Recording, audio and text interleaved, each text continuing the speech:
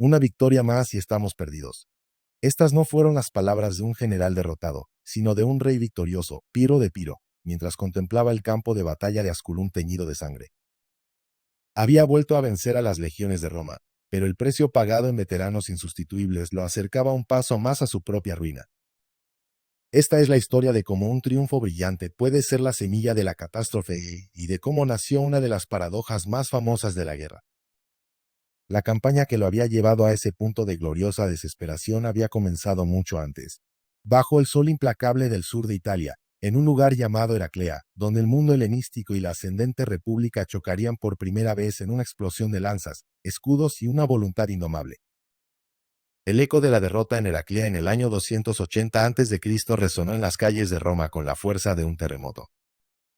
El cónsul Publio Valerio Levinio regresó no como un conquistador, sino como el superviviente de una masacre, un hombre que había visto de primera mano el poder destructivo de la falange macedonia y el terror antinatural que inspiraban las bestias gigantes de Pirro. Pero Roma no era una ciudad que se acobardara ante el desastre. El pánico inicial en el Senado se transformó rápidamente en una furia fría y decidida. Las puertas del templo de Jano permanecieron abiertas, señal de que la guerra continuaba, y la maquinaria de reclutamiento de la República, un sistema que asombraría al mundo antiguo por su eficiencia, se puso en marcha con una intensidad febril. Cada día, nuevos ciudadanos, desde jóvenes imberbes hasta granjeros con manos callosas, acudían a los campos de Marte para jurar lealtad y recibir su equipo. Roma estaba sangrando, pero estaba decidida a sangrar a su enemigo hasta secarlo. Mientras tanto, Pirro, aún envuelto en la euforia de su primer gran triunfo, no lograba comprender la psique de su adversario. Criado en el mundo de los reyes helenísticos, donde las guerras a menudo se decidían en una sola batalla campal y los tratados se negociaban con oro y concesiones, creía que Roma, tras una derrota tan contundente, estaría lista para hablar de paz.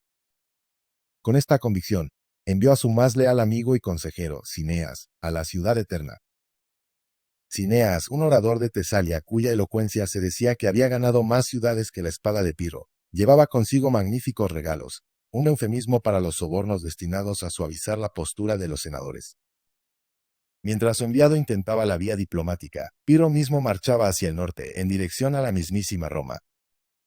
Su ejército, ya formidable, se hinchaba con cada milla que avanzaba.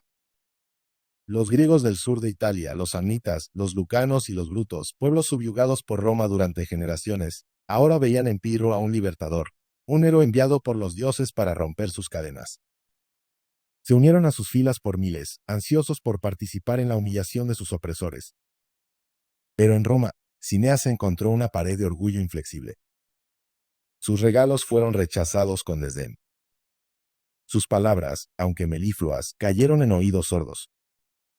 En una sesión histórica del Senado, un anciano y ciego patricio, Apio Claudio el Ciego, fue llevado en litera a la curia para pronunciar un discurso que pasaría a la historia. Con una voz que, aunque temblorosa por la edad, retumbaba con la autoridad de generaciones de cónsules, declaró que Roma no negociaría con un enemigo mientras éste pisara suelo italiano. La paz solo se discutiría después de que Pirro y su ejército se hubieran retirado por completo. Cineas fue despedido sin miramientos, pero se llevó consigo una visión que lo heló hasta los huesos. La aterradora velocidad y escala del sistema de reclutamiento romano, una hidra que parecía generar 2 nuevos soldados por cada uno que caía. Poco después de la partida de Cineas, un tipo diferente de romano llegó al campamento de Pirro. Su nombre era Cayo Fabricio Lucino, un hombre cuya reputación de honorabilidad era tan legendaria como su terquedad. Venía a negociar el rescate de los prisioneros romanos capturados en Heraclea. Intrigado por este personaje, Pirro intentó primero la misma táctica que había fracasado en Roma, el soborno, ofreciéndole a Fabricio una fortuna en oro para que se uniera a su causa. Fabricio se negó rotundamente. Entonces, Pirro intentó intimidarlo. Al día siguiente, durante su audiencia, ordenó que se corriera una cortina, revelando a su elefante de guerra más grande, que barritó estruendosamente justo detrás del enviado romano. Fabricio ni siquiera parpadeó, simplemente sonrió y le dijo a Pirro: «Ni tu oro ayer, ni tu bestia hoy me impresionan». El rey, en lugar de ofenderse, quedó profundamente admirado por la entereza del romano. La relación entre ambos alcanzó su cenit cuando el médico personal de Pirro, un traidor sin escrúpulos, se ofreció a envenenar al rey a cambio de una recompensa de los romanos. Fabricio, horrorizado por tal deshonor, no solo rechazó la oferta, sino que envió una carta a Pirro advirtiéndole de la traición y declarando que Roma no derrota a sus enemigos con engaños, sino con la fuerza de las armas. Pirro, maravillado por este acto de nobleza, exclamó: «Este es ese Fabricio, de quien sería más difícil apartar de la honestidad que al sol de su curso». En un gesto de admiración, liberó a todos los prisioneros romanos sin pedir rescate, y Fabricio regresó a Roma, no como un negociador exitoso, sino como la prueba viviente de que el honor romano era un arma tan formidable como sus legiones. Con la vía diplomática cerrada y su admiración por el carácter romano mezclada con la frustración por su intransigencia, Pirro reanudó su avance militar. Su objetivo inmediato era Capua, una ciudad estratégica en Campania. Sin embargo, el cónsul Levinio, habiéndose recuperado de su derrota, demostró una velocidad sorprendente. Anticipándose al movimiento de Pirro, reforzó la ciudad justo a tiempo, y cuando el ejército epirota llegó, se encontró con unas murallas bien defendidas y una guarnición lista para el combate. Frustrado, Pirro giró hacia el sur, intentando un ataque sorpresa sobre la rica ciudad portuaria de Neápolis, la actual Nápoles, pero de nuevo fue repelido por defensas preparadas. Estos fracasos frente a ciudades fortificadas le enseñaron una lección valiosa. Su ejército era superior en campo abierto, pero carecía del equipo y la experiencia para asedios prolongados contra posiciones romanas bien guarnecidas. Cambiando de estrategia, tomó una decisión audaz y arriesgada: marchar directamente sobre Roma, siguiendo la histórica Vía Latina. Su avance sembró el pánico. Por primera vez en más de un siglo, desde la infame invasión de los galos bajo el mando de Breno, un ejército enemigo estaba a las puertas de la ciudad. Llegó a estar a tan solo 6 kilómetros de las murallas, una distancia desde la que podía ver el humo de los hogares y los templos del Capitolio. Pero la Roma que encontró no era la misma que se había rendido a Breno. Tras aquel desastre, la ciudad había sido rodeada por las formidables murallas servianas, una obra de ingeniería defensiva que, según se decía, la hacía inexpugnable. Una fuerte guarnición defendía la ciudad, y lo que era más preocupante para Pirro, los exploradores informaron de que otros 2 ejércitos consulares se acercaban rápidamente para atraparlo en una pinza contra las murallas. Con el invierno acercándose y sin la posibilidad de un asedio exitoso, Pirro tomó la prudente decisión de retirarse. Lentamente, su ejército, cargado de botín de las tierras que había saqueado, emprendió el largo camino de regreso al sur, a sus cuarteles de invierno en Tarento. La campaña de 280 a.C. había terminado. Pirro había ganado una gran batalla, había aterrorizado a Italia y había reunido a numerosos aliados, pero Roma seguía en pie, desafiante e invicta en su resolución. La llegada de la primavera del 279 a.C. trajo consigo la reanudación de las hostilidades. Habiendo fracasado en su intento de tomar la capital, Pirro adoptó una nueva estrategia. En lugar de atacar el corazón de la República, centraría sus esfuerzos en Apulia, en la costa adriática. Este movimiento tenía un doble objetivo. Primero, esperaba inducir a más aliados de Roma en la región a cambiar de bando, erosionando aún más el poder romano en el sur. Y segundo, aseguraría sus líneas de suministro con su reino de Epiro, al otro lado del mar. Su ejército, reforzado durante el invierno con nuevos contingentes de samnitas, lucanos, brutos y salentinos, era una fuerza impresionante. Cuando comenzó su avance, las legiones romanas, aún cautelosas tras la carnicería de Heraclea, se mostraron reacias a enfrentarlo en campo abierto. Sin embargo, la amenaza a las importantes ciudades apulianas era demasiado grande para ser ignorada. Roma no podía permitirse mostrar debilidad.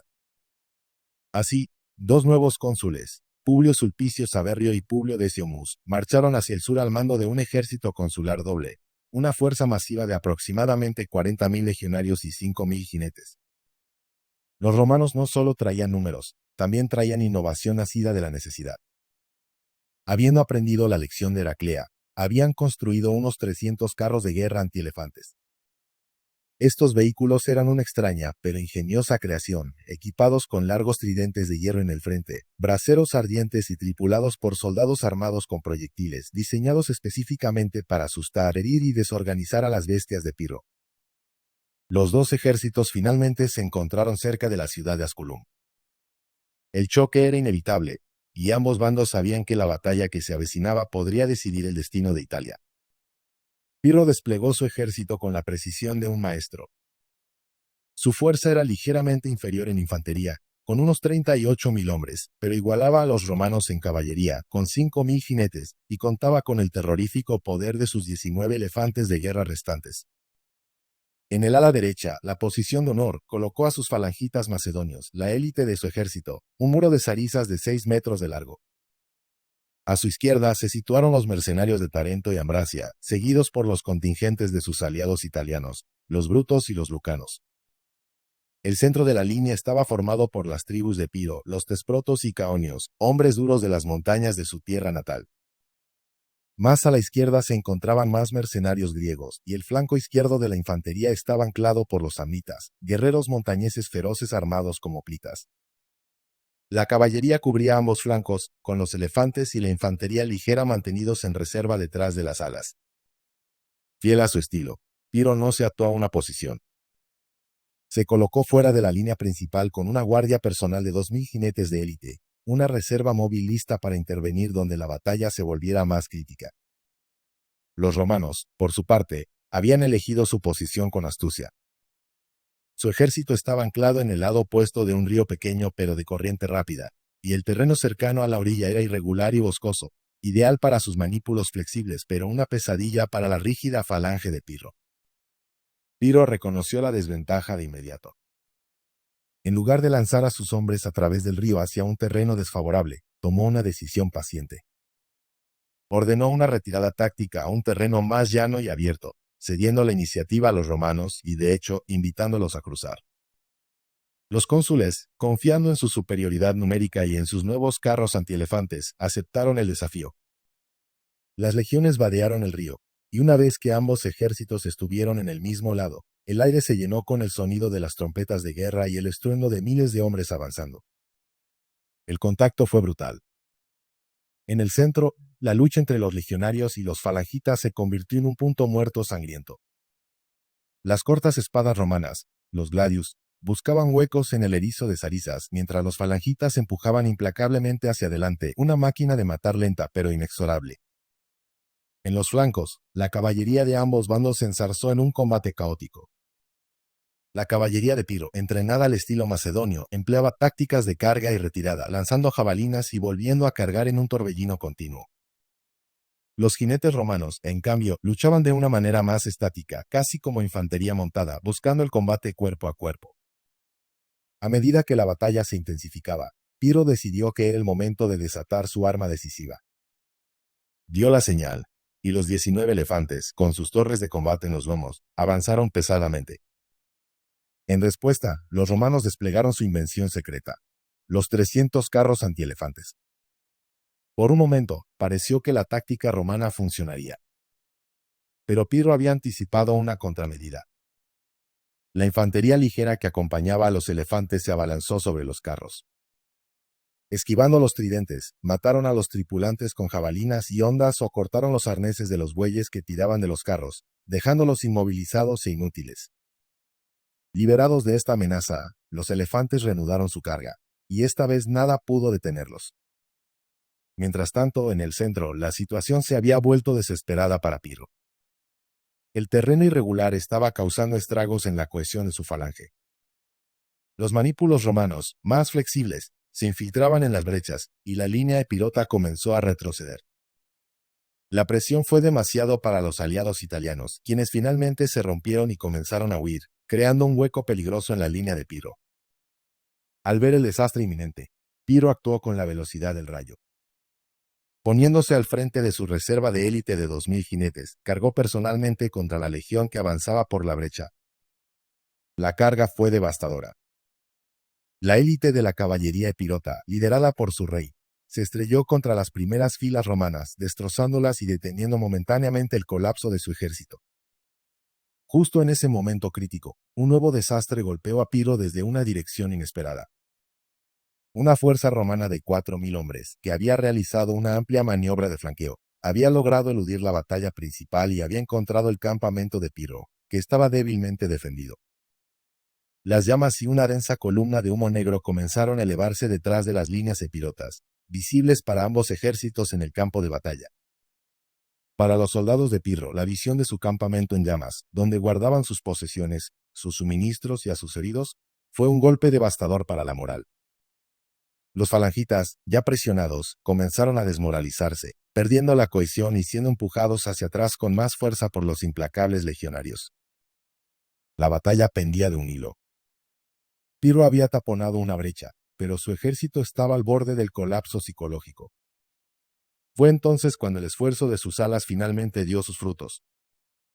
La caballería y los elefantes, habiendo superado a sus oponentes, finalmente pudieron girar hacia adentro y cargar contra los flancos y la retaguardia de las legiones romanas que estaban tan concentradas en presionar el centro.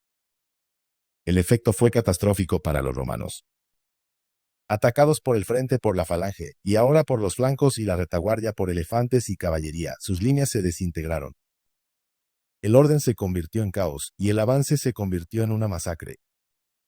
Los cónsules romanos, viendo que la batalla estaba perdida y temiendo otra aniquilación como la de Heraclea, dieron la orden de retirada.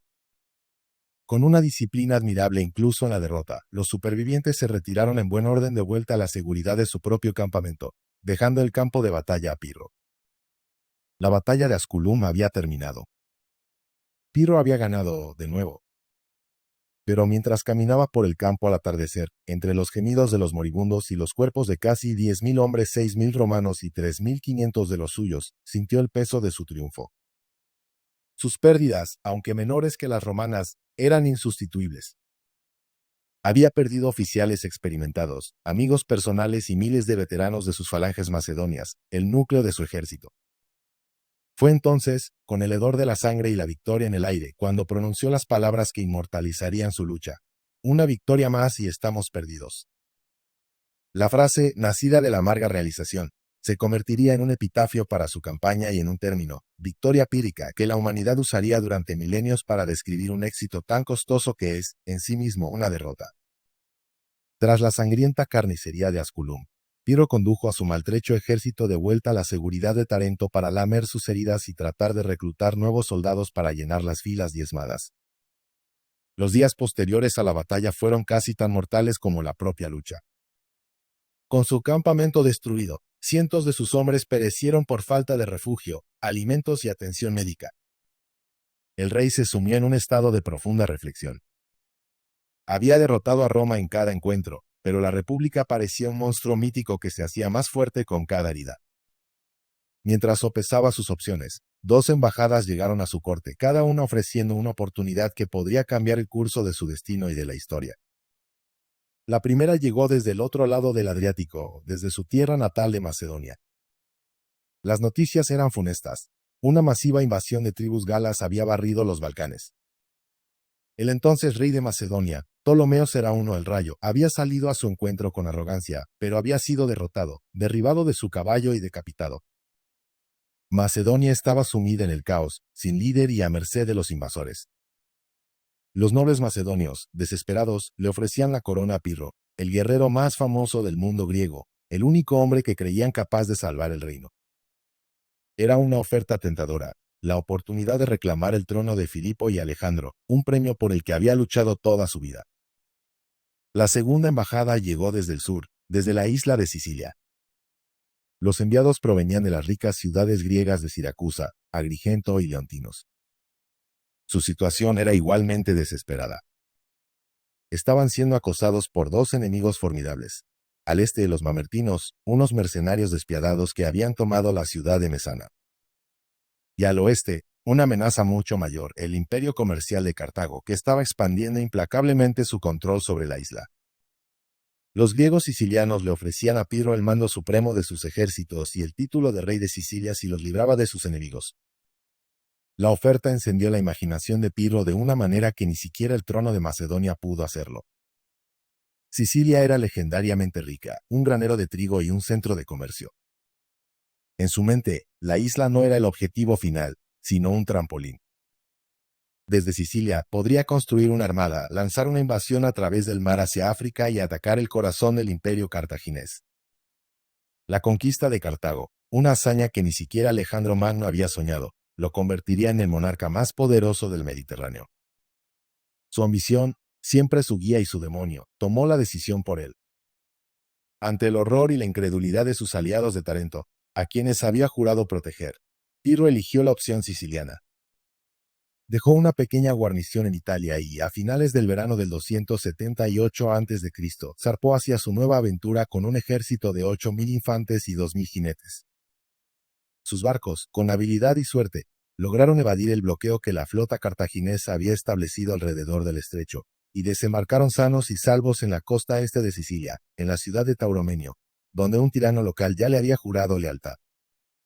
La campaña siciliana de Pirro comenzó con un éxito deslumbrante que pareció justificar su arriesgada decisión. Fue recibido no como un invasor, sino como un salvador. Desde Tauromenio navegó hacia el sur, a la ciudad de Catana, cuyos ciudadanos le abrieron las puertas y lo aclamaron como su libertador, reforzando su ejército con 3.000 nuevos reclutas locales. Su siguiente objetivo era el Premio Gordo, Siracusa, la ciudad griega más grande y poderosa de la isla, que en ese momento estaba bajo asedio por un ejército cartaginés. Avanzando simultáneamente por tierra con su ejército y por mar con su flota, Pirro cogió completamente por sorpresa a los cartagineses. El comandante púnico, al ver que la flota de Pirro le cortaba la retirada por mar y que su ejército de tierra se acercaba rápidamente, entró en pánico. A pesar de su superioridad numérica, levantó el asedio y se retiró apresuradamente, cediendo Siracusa a Pirro sin luchar.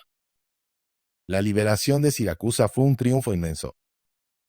No solo le dio el control de la ciudad más importante de Sicilia, sino que también le entregó su formidable flota de 140 barcos, dándole la superioridad naval sobre los cartagineses en las aguas sicilianas. Con el este de la isla asegurado, Pirro se movió hacia el oeste, hacia Agrigento, donde otro tirano griego, Sosístrato, también se unió a su causa, entregándole la ciudad y sus fuerzas. Fue en Agrigento donde Pirro estableció sus cuarteles de invierno, reuniendo un ejército masivo de griegos sicilianos, preparándose para la fase más difícil de la campaña, la invasión del territorio cartaginés en el oeste de la isla. Al comienzo del 277 a.C., su ejército se puso en marcha una vez más. La primera ciudad que encontró, Heraclea Minoa, se resistió y tuvo que ser tomada por asalto, una señal de que la conquista no sería tan fácil una vez que cruzara el territorio púnico. Sin embargo, las siguientes grandes ciudades, Selinunte y Segesta, impresionadas por su poderío, se rindieron sin luchar, abriéndole las puertas. Parecía que nada podía detenerlo.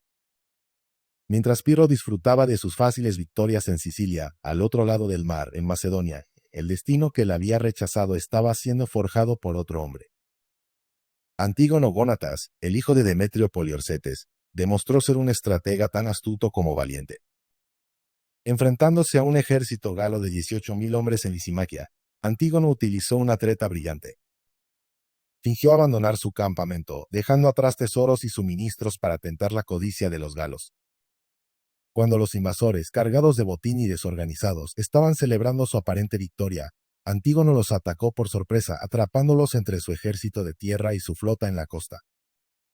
La masacre fue total. Con esta victoria decisiva, Antígono Gónatas se ganó el respeto del ejército y reclamó el trono de Macedonia para sí mismo, estableciendo una dinastía que duraría más de un siglo. Pirro había perdido su oportunidad en Macedonia, y aunque no lo sabía entonces, este Antígono se convertiría en uno de sus más grandes rivales en el futuro. De vuelta en Sicilia, Pirro se enfrentaba a su desafío más difícil hasta la fecha: la fortaleza montañosa de Erix, en la costa noroeste, uno de los bastiones más formidables del poder cartaginés. La ciudad, encaramada en una montaña escarpada, parecía inexpugnable. Pirro inició el asedio con un bombardeo masivo de catapultas y balistas para ablandar las defensas, seguido de un asalto total con escaleras.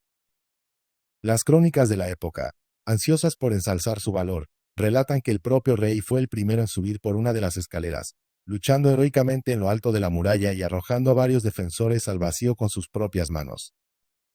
Tras una lucha feroz y sangrienta, Erix fue tomada. Con Erix en su poder, su siguiente objetivo era Panormo, la actual Palermo, un puerto vital que poseía el mejor fondeadero de toda Sicilia.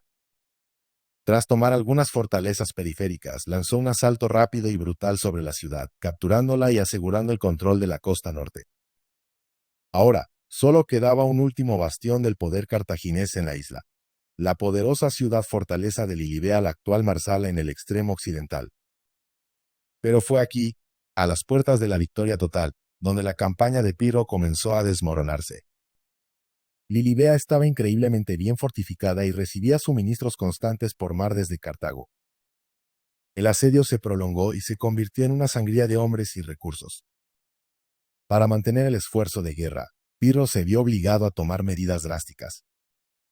Impuso impuestos agobiantes y levas forzosas a las mismas ciudades griegas que lo habían aclamado como un libertador. Su comportamiento se volvió cada vez más autoritario y despótico. Desconfiando de los líderes locales, los reemplazó con sus propios oficiales y gobernó con mano de hierro. El amor y la admiración que los griegos sicilianos sentían por él se transformaron rápidamente en miedo y finalmente en odio. El libertador se había convertido en un tirano, y ya no era bienvenido. Mientras su popularidad en Sicilia se desplomaba, una nueva embajada llegó, esta vez de sus abandonados aliados en Tarento. Las noticias eran un eco sombrío de su situación. En su ausencia, los romanos se habían reagrupado y, con una tenacidad implacable, habían revertido todas las ganancias que él había logrado. Ciudad por ciudad, los aliados italianos que se habían unido a su causa estaban siendo aplastados o forzados a someterse de nuevo a Roma. Pirro se encontró en una posición imposible. Su sueño siciliano se había convertido en una pesadilla de resentimiento y asedios fallidos, y su punto de apoyo en Italia se estaba desvaneciendo. Viendo que no tenía futuro en Sicilia, donde sus antiguos aliados ahora conspiraban contra él, Pirro tomó la amarga decisión de abandonar la isla. Luchando en su camino de regreso a través de ciudades ahora hostiles, llegó a la ciudad de Mesana en la costa oriental y preparó su flota para zarpar de regreso a Italia. Su aventura siciliana, que había comenzado con tanta promesa, terminaba en un fracaso ignominioso. Pero sus problemas estaban lejos de terminar. Al desembarcar de nuevo en el sur de Italia, se encontró con una necesidad acuciante de fondos para reconstruir su ejército y reanudar la guerra contra Roma. Su mirada se posó en la ciudad de Locri, que albergaba un antiguo y rico templo dedicado a la diosa Perséfone. El santuario estaba lleno de tesoros, ofrendas votivas de oro y plata acumuladas durante siglos. En un acto de sacrilegio nacido de la desesperación, Pirro saqueó el templo sin piedad, cargando el botín sagrado en sus barcos. La retribución divina, o quizás solo la mala suerte, no se hizo esperar. Poco después de zarpar, una violenta tormenta se abatió sobre su flota, destruyendo precisamente los barcos que llevaban el tesoro del templo, que se hundió en las profundidades del mar. Este desastre tuvo un profundo efecto psicológico en el rey. Siempre supersticioso, como muchos hombres de su tiempo, Pirro se convenció de que había ofendido a los dioses y que ahora estaba maldito. El hombre que había desafiado a Roma, que había soñado con conquistar Cartago, ahora se sentía perseguido por una fuerza invisible y malévola.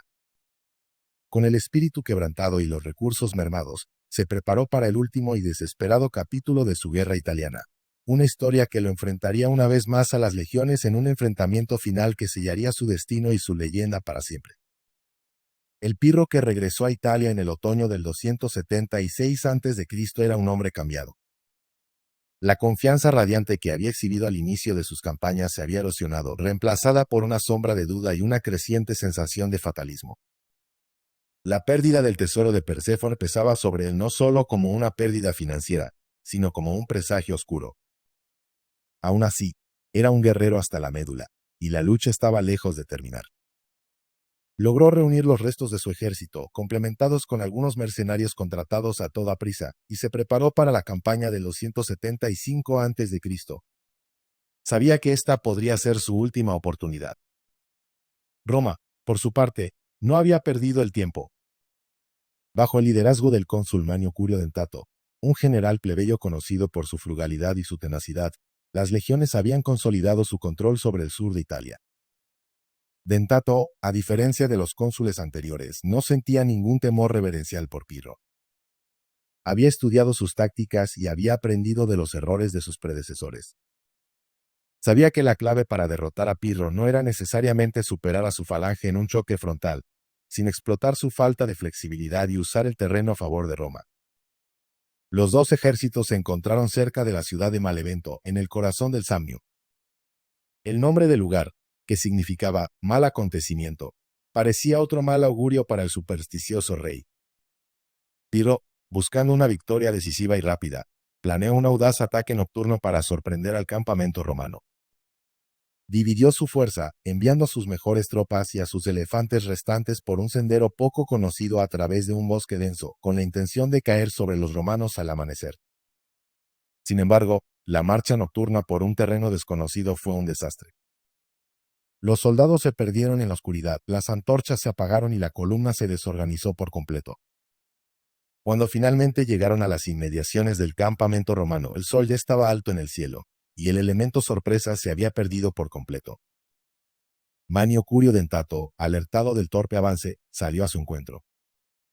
La batalla que siguió fue diferente a las anteriores. Los legionarios romanos, ahora veteranos en la lucha contra la falange, se enfrentaron a las tropas de vanguardia de Pirro, agotadas por su marcha nocturna, y las hicieron retroceder con relativa facilidad, capturando incluso a varios elefantes. Más tarde ese día, se libró la batalla principal. Pirro, furioso por el fracaso de su plan, lanzó un ataque total con el resto de su ejército. Una vez más, sus falanges avanzaron como un muro de acero, y una vez más, las legiones romanas lucharon por contenerlas. El rey desató a sus elefantes restantes, esperando que sembraran el pánico como lo habían hecho en Heraclea y Asculum. Pero los romanos estaban preparados. No solo usaron jabalinas y proyectiles, sino que, según algunos relatos, utilizaron una nueva táctica. Calentaron ese de lanza al rojo vivo y se las arrojaron a las bestias. Además, los romanos habían aprendido a no entrar en pánico. Se abrieron para dejar pasar a los elefantes y luego los atacaron por los flancos y la retaguardia. Uno de los elefantes jóvenes, herido, corrió hacia atrás a través de las propias líneas de Pirro, y su madre, al oír su llamada de angustia, se desbocó para protegerlo, causando un caos y una confusión masivos en las filas epirotas. Este fue el punto de inflexión. Con los elefantes descontrolados sembrando el desorden en su propio ejército y las legiones romanas presionando con una confianza renovada, las líneas de Pirro se rompieron. Por primera vez, el gran rey de Epiro fue derrotado de forma decisiva en una batalla campal contra Roma. La retirada se convirtió en una desbandada. Pirro logró escapar con un puñado de sus jinetes, pero su ejército fue aniquilado. La batalla de Malevento fue un desastre total. Tan grande fue la victoria romana que la ciudad fue renombrada en su honor. Benevento, buen acontecimiento. La derrota en Benevento fue el golpe de gracia para las ambiciones italianas de Pirro. Su ejército estaba destrozado, sus arcas vacías y sus aliados italianos, viendo que la marea había cambiado definitivamente, lo abandonaron a su suerte. Sin más opciones, el rey tomó la única decisión que le quedaba. Dejando una pequeña guarnición en la ciudadela de Tarento, la última astilla de su presencia en Italia, zarpó de regreso a Epiro en el otoño del 275 a.C., 8 años después de haber llegado como el supuesto salvador de los griegos de Italia. Regresó con solo 8.000 infantes y 500 jinetes, una sombra del glorioso ejército que había dirigido. Su gran aventura occidental había terminado en un fracaso rotundo. No había conquistado Roma, no había conquistado Sicilia, no había conquistado Cartago. Había gastado una fortuna, había sacrificado a los mejores soldados de su reino y había perdido años preciosos de su vida persiguiendo un sueño que se había convertido en polvo. Sin embargo, la historia de Pirro aún no había terminado. Su naturaleza inquieta y su genio militar no le permitirían permanecer en paz. De vuelta en Grecia, se encontró con un nuevo campo de batalla y un viejo rival. Antígono Gónatas, el hombre que había tomado el trono de Macedonia que la había despreciado. En una campaña relámpago, Pirro invadió Macedonia y derrotó a Antígono, apoderándose de gran parte del reino. Parecía que, después de todo, su fortuna podría estar cambiando. Pero su ambición volvió a ser su perdición. Atraído por las disputas de las ciudades-estado griegas, se dirigió al sur, al Peloponeso, para intervenir en una disputa en Esparta. Su asalto a la legendaria ciudad de los guerreros fue repelido, y se vio obligado a retirarse a la ciudad de Argos. Y fue allí, en las estrechas calles de una ciudad griega, donde el gran conquistador encontraría su fin, no en una gloriosa batalla campal, sino de la manera más humillante e inesperada. Durante una caótica lucha callejera, mientras combatía a un soldado argivo, la madre del soldado, una anciana que observaba desde un tejado, arrojó una teja que golpeó a Pirro en la cabeza. Aturdido, el rey cayó de su caballo, y antes de que pudiera recuperarse, los soldados enemigos lo rodearon y le dieron muerte. Así terminó la vida de Pirro de Epiro, uno de los generales más brillantes de la historia, un hombre que derrotó a Roma 2 veces pero que nunca pudo ganar la guerra, un rey cuyo nombre se convirtió en sinónimo no de conquista, sino de triunfo amargo y costoso. Su legado perdura no en los imperios que no pudo construir, sino en esa simple y eterna verdad que descubrió en el campo ensangrentado de Asculum, que algunas victorias simplemente no valen el precio que se paga por ellas.